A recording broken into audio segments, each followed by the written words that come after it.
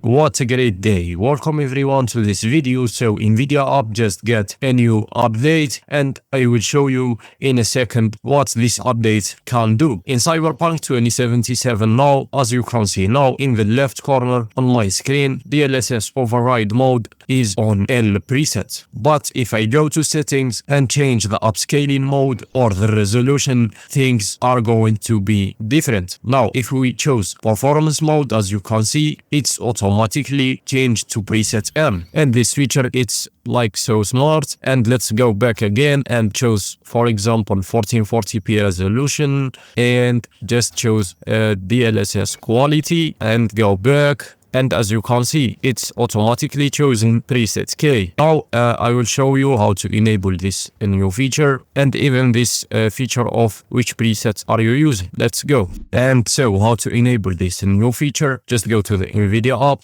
After that, go to the graphics tab and choose your game. For example, Cyberpunk 2077. Go here to DLSS Override Model Presets. And here choose the recommended and apply, and with this it's going to work. Another thing, this feature is only available in the latest version, so if you don't have this version, unfortunately it won't work for you. How to get the latest update? Just make sure to enable this. Check this box here, early access. To get the latest one, just close the app and open it again. But if this doesn't work, I will put a video to how to fix NVIDIA app doesn't update to the latest one and how to show the overlay. Like I'm down, just open the NVIDIA overlay like this. Go to statistics and here choose custom.